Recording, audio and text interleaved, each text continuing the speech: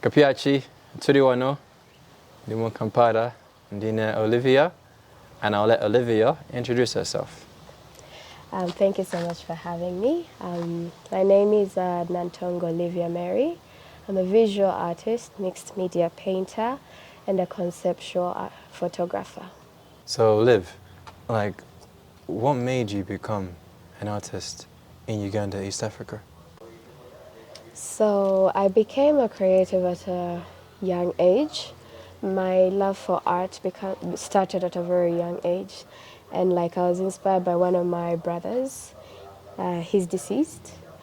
And he loved doing a lot of artwork. So my love for art began there, so I wanted to go into his footsteps. I started at the age of 8, 7 there, because I wanted to learn. I was intrigued by what my brother was doing. He was also a painter, he was a sculptor too, and he also did a lot of things like sketching, random sketches, so I got intrigued by that.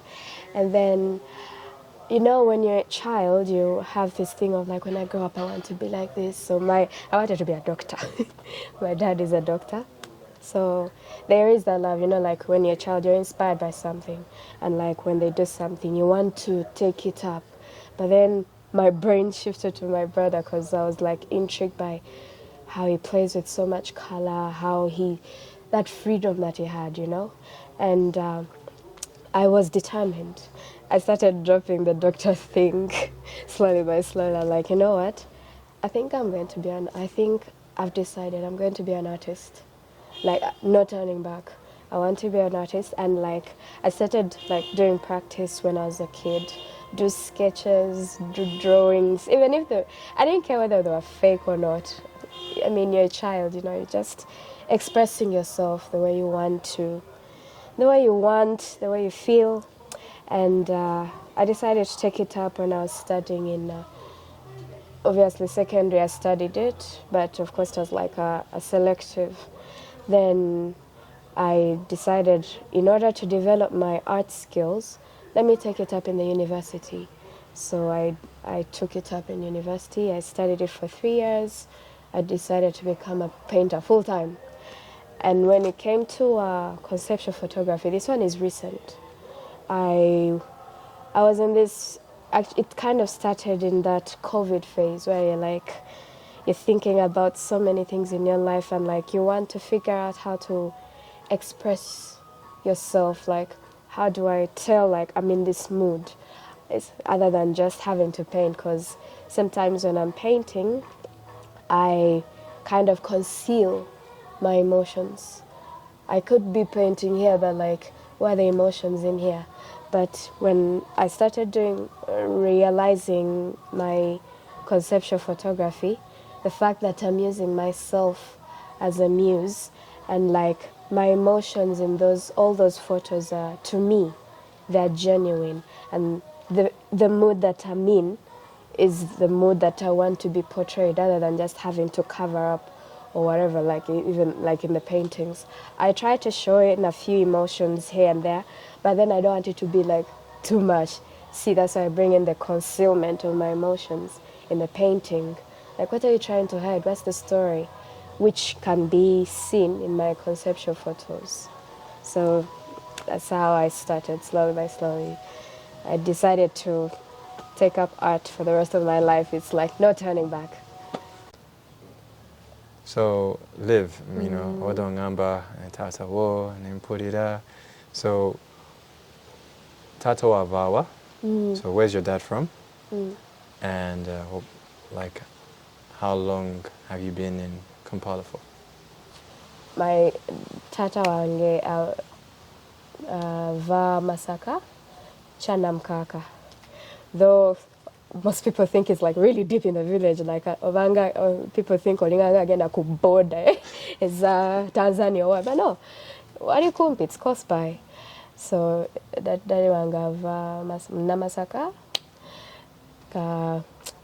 Kamzinda. Chanamkaka Kamzindao. Then my mom is from Vuma. It's a bit farther from my dad's place. But I think in the same Saza. That's what we call it, Budu. So they're all from the same there. So I'm pretty sure, I don't know their love life, how it was. I'm pretty sure maybe daddy will sneak in and visit my mom from all, because, they have their long journeys where, like, they have to see each other. And yeah, so we've been in Kampala for a very long time. I think, to me, I've been in Kampala all my life. All my life. I'm 29 years old, so yeah, I've been in Kampala for 29 years. All my life. And it's, for my parents, they've been, they've also been here in Kampala for all their lives. But of course, they take time to go also visit their villages, see how it's like, and do some farming and that kind of stuff. Talk to their sisters, because some of their siblings are still there where they're from, their ancestral homes. Some of their siblings passed on. One of my mom's brothers passed on recently. He was like over 90 years old. Yeah. And icebreaker, my dad is like 82 years old. Yeah. And my mom is like 76. Yeah, people think, yeah, it's shocking. Yeah, people used to think, that's your grandparents. No, they're my parents in the flesh. So yeah, that's the story about my parents. Live, so what ambience muva mu Masaka. So mari ngenda kubuuza. Enkoko o kyennyanja. Byonna mbirya. So you like chicken and fish? Eh? Chicken and fish. I eat them all. Okay, sometimes I struggle with the fish. Chicken is better. Enkoko njagala. But mbirya, I eat them. The fish is a bit of a struggle because I don't like so many bones. But I eat them. So olya kyennyanja ne matooke or kyennyanja ne muceere? I think kyennyanja na muceere. So rice and fish? Yeah. For me. Because it tastes better. To me. Then the chicken will go the matooke because, the taste. Hey, it's good though. You should try.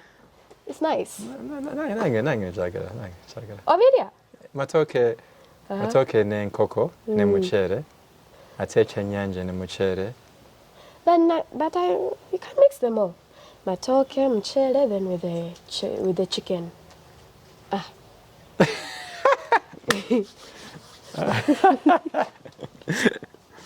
Hey, that was good. That was a good light moment.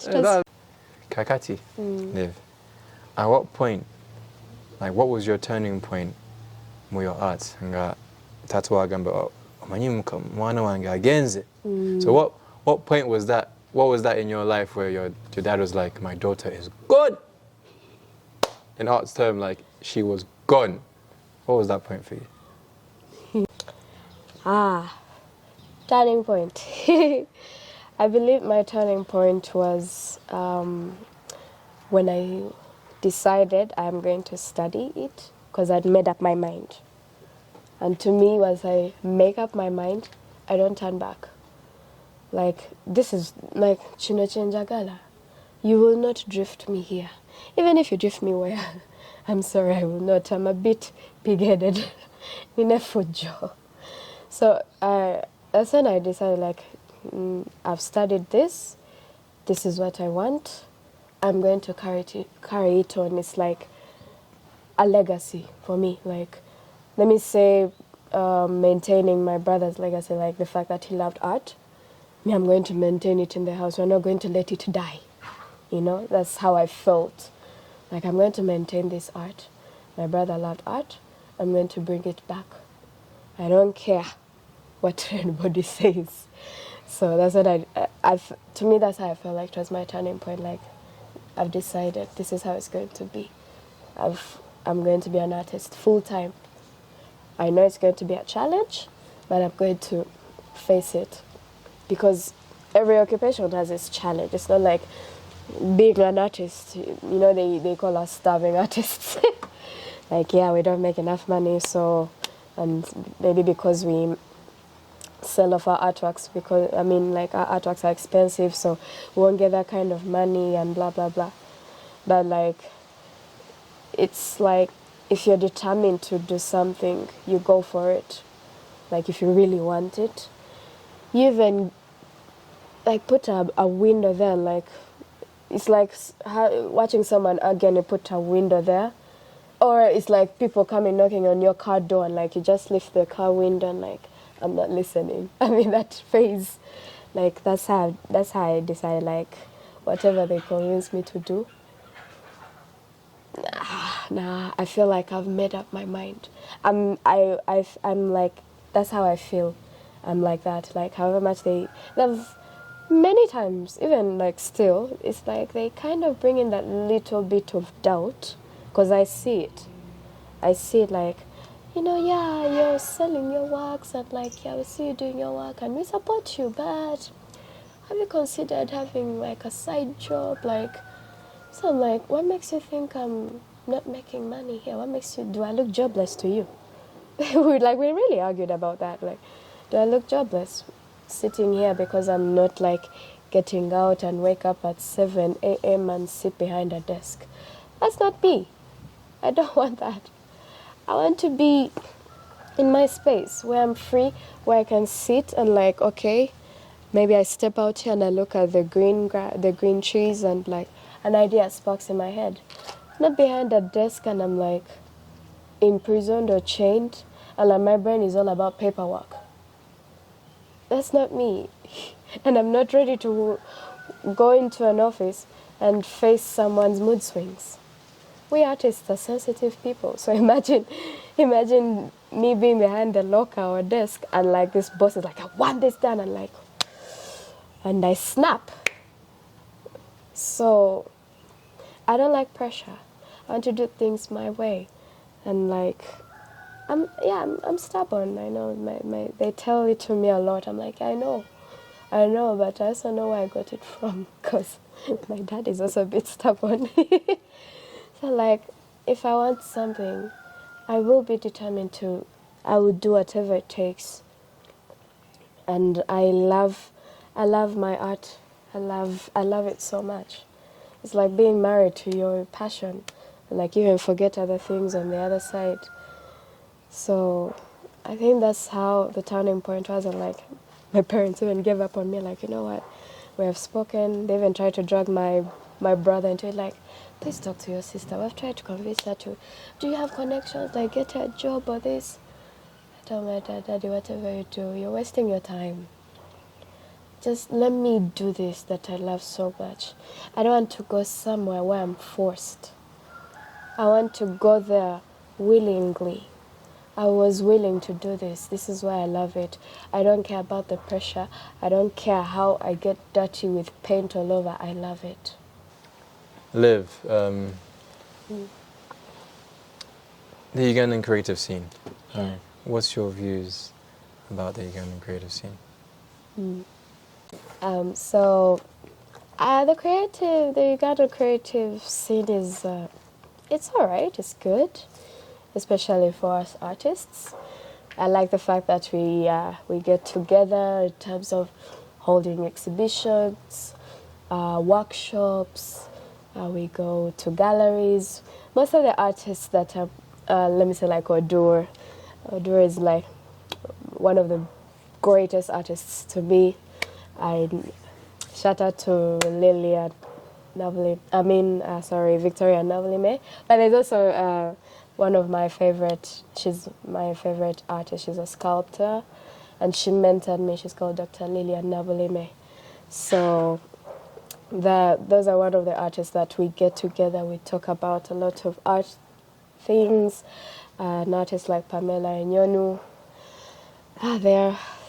It's a great scene for us, and like all I believe is that we need to in terms of like the women artists, I believe we'll need more in the art industry, in the visual art industry to be exact, because it's a bit of a challenge for us when you're a woman artist.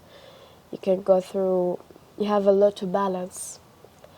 It's not like the men artists, because back in the days it used to be men painters or men sculptors or that kind of stuff, and there were like very few female artists in the artistic scene. So that is something that needs to be worked on. I'm happy that there are more, as the art scene keeps on developing, there are more female artists that keep coming up. Again, I'll say Pamela Nyonu, Lillian, why do I say Lillian? Victoria Navalime, because they share the same name. I have Nicole Ramos. I have Vika Lange, Josephine, she's a sculptor, she's amazing. She does really ginormous artworks. It's so awesome. I have Angela Nachimbugwe, I have Maria Nakato, I have Babiri Irina, the list goes on and on. But they're female artists. And like, it makes me happy seeing that they're emerging, they're coming out, like the number keeps getting bigger and bigger. I'm not saying that we're outnumbering the men, but I think I would love it to be that way. And then there's where we're trying, as I say, in terms of balancing the art for us women, when you're trying to balance chores, relationships, marriage, whatever, with art, it's like a whole lot to deal with, of which sometimes some of us, we're even scared to be involved in relationships. Or like, if I get married now, I have to focus my brain on this, and then you have to add kids. There's that, but it's getting better. I won't lie. It's good. Yes. Kakati live. Yeah. Tunyumia. We spoke. Yeah. And I just wanted to know, where do you see yourself in the next couple of years in Uganda, East Africa? That's a very good question. Where do I see myself in, let's say, 5 years? I will be honest. There are times where I don't really think much about that question, because, like, the type of person who goes with the present. Like, I go with the flow of the present. And then, of course, there are times where I think, in the future, I have a few things I would like in the future. So, where I would see myself, having my own gallery. Putting it to use, like inviting more emerging artists who want to explore and express themselves, more young artists. And of course, I would have loved to have a much bigger studio. It's like I have it all planned out. It's like some kind of architectural form there. Like, I'm building my house, and like I have my studio here, and my studio is in the same place with my gallery. I think you've heard of this curator called Daudi Karunji. He owns a big gallery. It's one of the most prominent galleries in East Africa. AfriArt. I'd love to be in that range, like have a big gallery, let it be prominent around East Africa and internationally. And I like the art scene to get bigger and bigger. We need more artists, more and more, especially more female artists. And I'm happy it's coming to, should I say, some sort of manifestation. Because the tongue is a creator. What you manifest comes to pass. So I like our art scene to improve mostly. There's so many things that I would like to be worked on.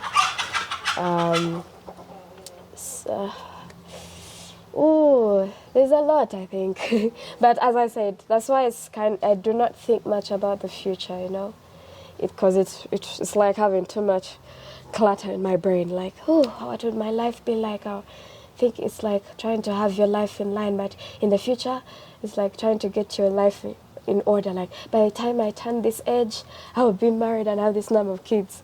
No, I don't want that stress. I just go with the flow, because I know at some point something good will come out of it. like in the future something good would come out. Yes. So.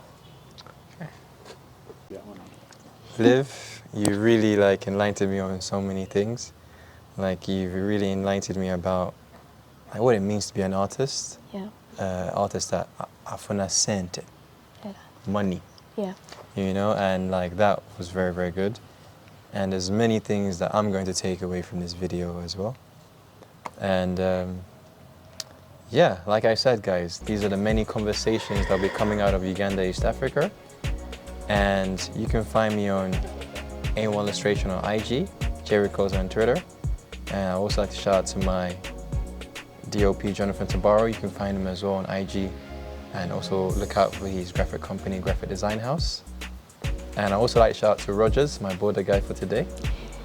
And yeah, I'll hand over the floor to Liv, where you can find her. Oh, the Rogers biography. I don't know what to do to you. Anyway, thank you so much, Shaq, for this interview. It was so amazing.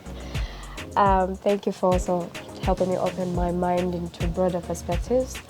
And you know, there's this famous artist called Michelangelo. At the age of 85, he said, "You're still learning." We're still learning, so I'm still in that phase. So if you like to find out where we are right now, Shaq and I always forget his name, but DOP John. Yes. Right now we're in Lunguja Chitunzi. If you want to find out, I work from home. This is where my studio is. Lunguja Chitunzi, Ije Balodo Road. And my Instagram handle is Nantongo Olivia Mary. Facebook, Nantongo Olivia. Those are the main accounts I use. You can also find me on WhatsApp for those who have my contacts.